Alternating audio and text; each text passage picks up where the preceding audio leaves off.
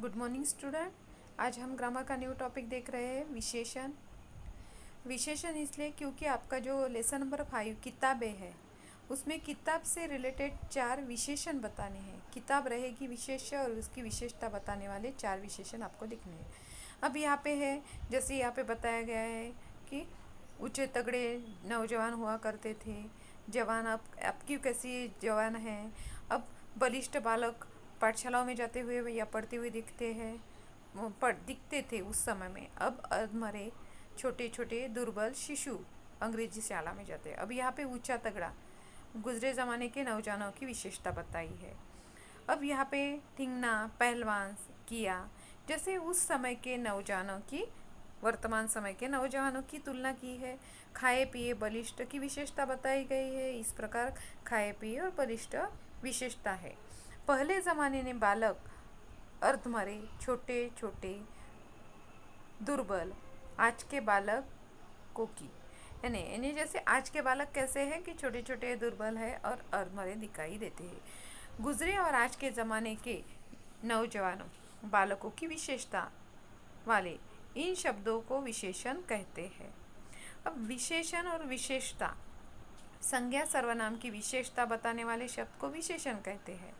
और जिस शब्द की विशेषता बताई जाए उसे विशेष्य कहा जाता है। जिस शब्द की विशेषता बताई जाए उसे क्या कहा जाएगा? विशेष्य। अब विशेषण के यहाँ पे संज्ञा और सर्वनाम की विशेषता बताने वाले शब्द विशेषण हैं। अब विशेषण के भेद हैं। विशेषण के 4 भेद बताए गए हैं: गुणवाचक विशेषण, संख्यावाचक विशेषण, परिमाणवाचक विशेषण और सार्वनामिक विशेषण। अब गुणवाचक विशेषण किसे कहा जाता है? गुणवाचक विशेषण यानी जिन विशेषण से किसी संज्ञा या सर्वनाम के गुण, दोष, रूप, रंग, आकार, स्वरूप, प्रकार, दशा, संबंध आदि का बोध हो, उन्हें गुणवाचक विशेषण कहा जाता है। देखो, संज्ञा सर्वनाम यानी किसी भी व्यक्ति में या वह, मैं, वह, ये, वे, हम, ये सर्वनाम है। तो गुण, दोष, रंग, रूप, आकार, स्वरूप, प्रकार, दशा, संबंध आदि का बोध होता है, उसे गुणवाचक विशेषण। अब गुण यानी जैसे दयालु, परिश्रमी, अच्छा, ईमानदार। वैसे दोष आलसी, क्रूर, बुरा, बेईमान। दशा स्वस्थ, पुराना, सूखा, गीला। रूप बताया है गोरा, काला, लाल, पीला। आकार बताया है बड़ा, छोटा, गोल, चौड़ा। स्वाद बताया है मीठा, खट्टा, कड़वा, नमकीन। गंध है सुगंधित, बदबूदार, खूबसूरत भी आ सकता है, पर सुगंध खूबसूरत नहीं रहती। इंसान जैसे रंग आकार में आ सकता है खूबसूरत, यहाँ पे खुशबूदार है। तो रंग रूप में या उसका गुण बताया है तो वो भी जैसे ये आ सकता है। तो अब दिशा है पूर्व, पश्चिम, उत्तर, दक्षिण। पूर्व पश्चिम, पूर्वी, पश्चिमी, उत्तरी, दक्षिण, या पूर्व पश्चिम उत्तर दक्षिण भी दिशाएं हो सकती है। तो ये क्या आएगा? गुणवाचक विशेषण, जिसमें सब गुण, दोष, रंग, रूप, आकार, स्वरूप, दशा, संबंध का बोध दिया गया है। वैसे संख्यावाचक विशेषण, जिस विशेषण शब्द से संज्ञा या सर्वनाम की संख्या का बोध हो उसे संख्यावाचक विशेषण कहते हैं। संख्यावाचक विशेषण के 2 भेद है, एक निश्चित संख्यावाचक विशेषण और एक आगे आएगा कि जैसे संख्यावाचक विशेषण में निश्चित संख्यावाचक विशेषण या संख्यावाचक विशेषण कीजिएगा। जिस विशेषण शब्द से संज्ञा या सर्वनाम की संख्या का बोध होता है उसे क्या कहा जाता है?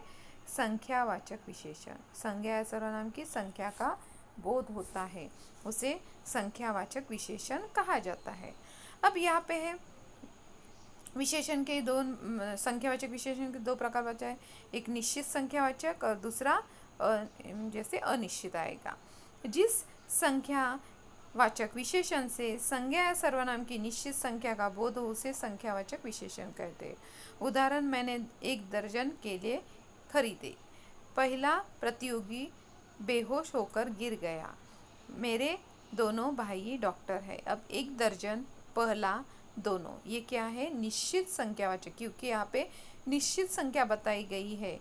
1 दर्जन, पहला, दोनों भाई, जैसे दोनों भाई, ये दोनों क्या है, निश्चित संख्या ही बताई गई है, तो ये निश्चित संख्यावाचक विशेषण रहेगा। अब दूसरा है अनिश्चित संख्यावाचक विशेषण। अनिश्चित संख्यावाचक जिस संख्या विशेषण से संज्ञा या सर्वनाम की निश्चित संख्या का बोध न हो। यहाँ पे कोई भी निश्चित संख्या नहीं रहेगी। पहले निश्चित संख्यावाचक में कैसे था कि निश्चित संख्या का बोध होता था, पर यहाँ पे कोई भी संख्या नहीं रहेगी। अब यहाँ पे जैसे है, जिस सर्वनाम विशेषण से संज्ञा या सर्वनाम की निश्चित संख्या का बोध न हो उसे क्या कहा जाता है, अनिश्चित संख्यावाचक विशेषण। कल मेरे घर बहुत से मेहमान आए। अब मेहमान आए, पर कितने आए, 2 आए, 3 आए, कुछ भी पता नहीं। बहुत से यानी 5 भी हो सकते, 10 से भी हो सकते, 15 भी हो सकते, संख्या में बताया नहीं है, इसलिए ये क्या है, अनिश्चितवाचक संख्या विशेषण। वैसे टोकरी में रखे कुछ आम सड़ गए। अब टोकरी में आम थे, पर उसमें से कुछ आम सड़ गए, यहाँ पे भी निश्चित गिनती नहीं बताई है, निश्चित संख्या नहीं बताई, इसलिए ये भी अनिश्चित संख्यावाचक विशेषण है। आगे, हमारे विद्यालय में लगभग 2000 छात्र छात्राएं हैं। हमारे विद्यालय में लगभग यानी निश्चित बताया नहीं है, हो सकता है लगभग की यहाँ पे शब्द लिया गया है, संख्या नहीं बताई गई है, तो यहाँ पे भी वही है कि यानी ये अनिश्चित संख्यावाचक विशेषण है। वैसे ही अनेक लोगों ने रक्तदान किया। अनेक लोगों ने क्या किया, रक्तदान। कितने लोग हैं, अनगिनत यानी अनेक, यानी यहाँ पे संख्या बताई नहीं है, बहुत सारे लोग यहाँ पे हैं, तो ये है अनिश्चितवाचक संख्या विशेषण, यहाँ पे संख्या नहीं रहेगी। आगे है परिणामवाचक विशेषण। जिस विशेषण से किसी वस्तु की नाप या अथवा तोल का बोध होता है, यहाँ पे नाप ना या तोलना दोनों का बोध होता है, उसे क्या कहा जाता है, परिमाणवाचक विशेषण। अब परिमाणवाचक विशेषण का प्रयोग मुख्यतः द्रव्यवाचक संज्ञाओं के पहले होता है। द्रव्यवाचक संज्ञाओं के पहले होता है। मेरे पास 10 तोले गहने हैं। कितने तोले, 10 तोले, तो ये क्या है, 10 तोले परिमाणवाचक विशेषण। वैसे ही मेरे पास पर्याप्त धन है, यहाँ पे क्या है, परिमाणवाचक विशेषण कौन सा है, पर्याप्त। इतने कम खाने से क्या होगा, तो कम क्या है, परिमाणवाचक विशेषण। रमा ने 52 गज का घाघरा पहना। कितने गज का, कि यहाँ पे 52 गज, तो 52 गज क्या है, परिमाणवाचक विशेषण। मुझे थोड़ा दूध चाहिए, तो यहाँ पे थोड़ा है परिमाणवाचक विशेषण। तो वैसे ही यहाँ पे आगे बताया है सार्वनामिक विशेषण। जो सर्वनाम वाक्य से संज्ञा के पहले आते हैं उन्हें सार्वनामिक विशेषण कहते हैं। इसके अंतर्गत पुरुषवाचक, निजवाचक सर्वनाम नहीं आते। इसके अंतर्गत क्या आएगा, पुरुषवाचक और निजवाचक सर्वनाम नहीं आएंगे।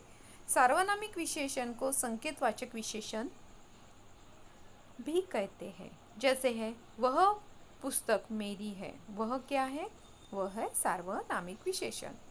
जो सर्वनाम वाक्य से संज्ञा के पहले आते हैं, संज्ञा के पहले आ रहा है, क्या आ रहा है, वह, तो ये क्या है, सार्वनामिक विशेषण। मेरे घर के सामने एक बगीचा है, मेरे क्या है, ये भी फिर से आ गया सार्वनामिक विशेषण। मुझे कुछ रुपये की ज़रूरत है, मुझे कुछ रुपयों की ज़रूरत है, कुछ क्या है, सार्वनामिक विशेषण। वह कौन सा पत्र था जिसे पढ़ते ही तुम परेशान हो गए, वह कौन सा पत्र है जिसे पढ़ते ही जैसे तुम परेशान हो गए, ये है सार्वनामिक कौन सा, तो आया। तो सार्वनामिक विशेषण में बताया गया है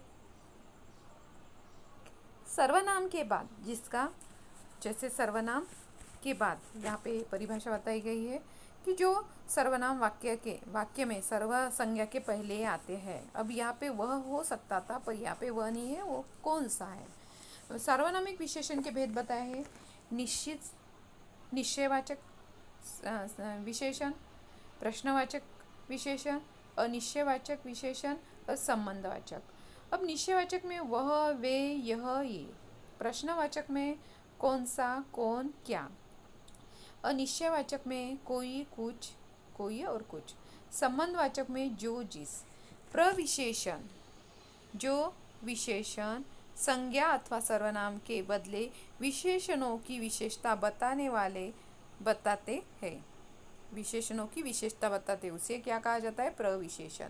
दूसरे शब्द में प्रविशेषण विशेषण और विशेषण को और भी अधिक स्पष्ट करने का काम करता है। जैसे राम बहुत बलवान थे। राम कैसे थे? बहुत बलवान। शीला गोरी चिट्टी है। इन्हें शीला कैसी है? गोरी।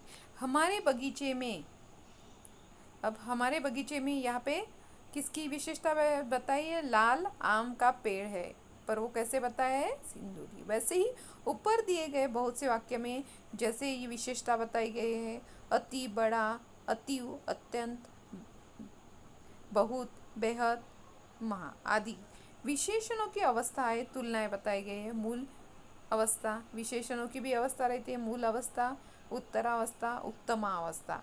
एक से अधिक संज्ञा शब्दों में तुलना करने के लिए विशेषण के पहले से की तुलना में मुकाबले में आदि का प्रयोग किया जाता है। कि देखो यहाँ पे विशेषण से पहले तुलना में की अपेक्षा के मुकाबले में आदि का प्रयोग किया जाता है। विशेषण के अंत में तर या तम जोड़कर तुलनावस्था बताई जाती है। तर अथवा तम मूल तत्सम विशेषण के साथ लग जाते हैं। अब यहाँ पे ऐसे भी शब्द बताए गए हैं कि जो मूल तत्सम और तद्भव शब्दों के विशेषण के माध्यम से बताए जाते हैं। ये आपको नेक्स्ट वीडियो में मैं इसके रूप भी विशेषण के बताऊंगी।